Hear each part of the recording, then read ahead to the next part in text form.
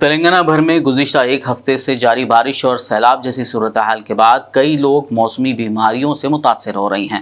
Be B N کے نمائندے سید جمیل نے موسمی بیماریوں سے بچنے کے اقدامات اور فارمیسی یا میڈیکل سٹور سے خود ذاتی طور پر دوائی لے کر استعمال کرنے کے نقصانات پر حیدرآباد کے سلطان نگر میں طبی خدمات انجام دے رہے senior physician doctor N Ahmad سے بات کی۔ آئیے دیکھتے ہیں انہوں نے کیا کہا۔ آداب ناظرین، B B N news channel میں آپ کا استقبال ہے۔ میں ہوں سید جمیل احمد۔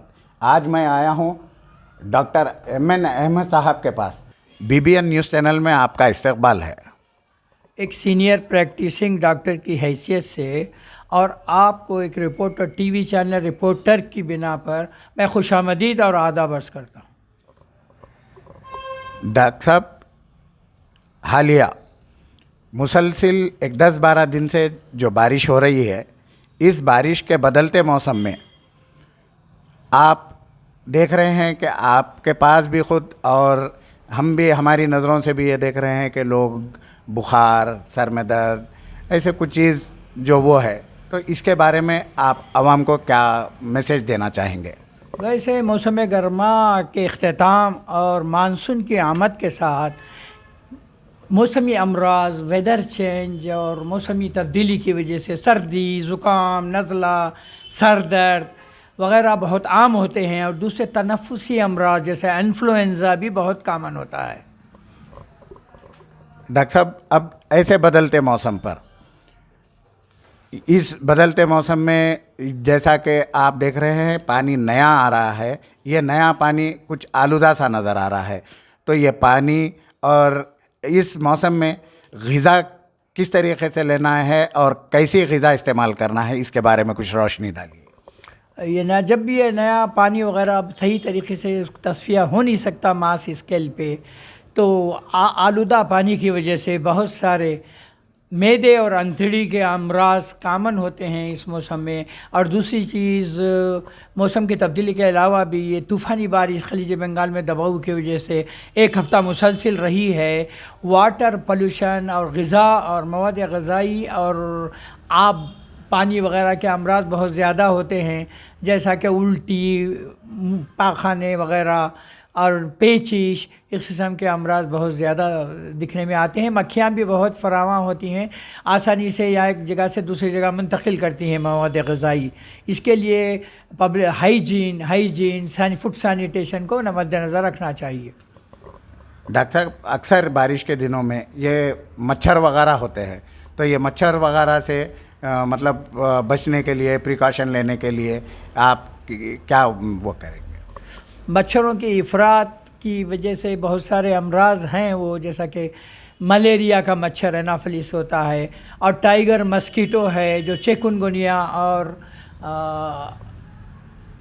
ڈینگو فیور وغیرہ کا باعث ہو سکتا ہے۔ اس کے لیے فیمیگیشن وغیرہ کرنا چاہیے، ماسکیٹو نیٹ استعمال کرنا چاہیے، مچھر کش ادویات استعمال کرنا چاہیے۔ اسے ہم بچ سکتے ہیں مچھروں کی بیماری، آرتھوپوڈ بارن وائرس کہتے ہیں اس کو، یہ بہت زیادہ ہوتی ہیں آج کل انفلوئنزا کے علاوہ۔ اور یہ دیکھا جا رہا ہے ڈاکٹر صاحب، کچھ ایسے آنکھ کے انفیکشن، جیسا کہ آنکھ لال ہو جانا، آنکھ میں چبھن جیسا رہنا، ابھی یہ بارش کے بعد کچھ ایسے ہی کچھ لوگوں میں دکھائی دے رہا ہے، اس کے بارے میں آپ کیا بولیں گے؟ کیسے پریکاشنس لینا ہے اس کے بارے میں؟ یہ آنکھوں کا متعدی مرض آج کل دیکھنے میں آ رہا ہے، بہت تیزی سے ایک فرد سے دوسرے فرد کو منتقل ہو رہا ہے۔ اس کا موسم سے خاص تعلق نہیں ہے، یہ صرف حیدرآباد تک محدود نہیں ہے، تقریباً نارتھ انڈیا میں بھی ایسے کیسز پائے گئے ہیں۔ اس کو ایپیڈیمک کہا جاتا ہے۔ اگر حیدرآباد تک محدود ہو تو اینڈیمک، ایپیڈیمک یعنی پورے کنٹری لیول پہ جا رہا ہے۔ اگر انٹرنیشنل ایک کنٹری سے دوسرے کنٹری تو اس کو پینڈیمک کہتے ہیں۔ بہرحال یہ انفیکٹو وائرل کنجنکٹیوائٹس ہے، اس کی میعاد 1 ہفتے سے 2 ہفتے تک ہوتی ہے۔ ٹیشو پیپر، دستی، توال وغیرہ سے ایک فرد سے دوسرے فرد کو بہت آسانی سے، تیزی سے پھیلتا ہے۔ اس کے لیے خاص کر ڈاکٹر کے توسط سے نسخہ لے کر استعمال کر سکتے ہیں دوائیں۔ جیسا کہ ڈاکٹر صاحب ابھی آپ بتا رہے تھے، خاص طور پہ نسخہ لے کر یا کچھ آپ سے جان کر دوائی لینے کے لیے، کچھ ہم ایسا دیکھتے ہیں کہ عام طور پہ چھوٹا سا بخار ہے, سر میں درد ہے کر کے میڈیکل ہال پہ جاتے, اپنی مرضی سے گولی دوائی وغیرہ لے کے کھاتے. تو ایسے لوگوں کو آپ کیا کہیں گے؟ معمولی نزلہ, سردی, زکام, سر درد کے لیے آپ کاؤنٹر سیل میڈیسن جیسے کال پال یا کولڈ فارمولی کی حد تک آپ استعمال کر سکتے ہیں, لیکن اینٹی بایوٹکس وغیرہ بلا ڈاکٹر کے تجویز کیے استعمال کرنا بہت ہی ہانیکار ہو سکتا ہے, نقصان پہنچا سکتا ہے.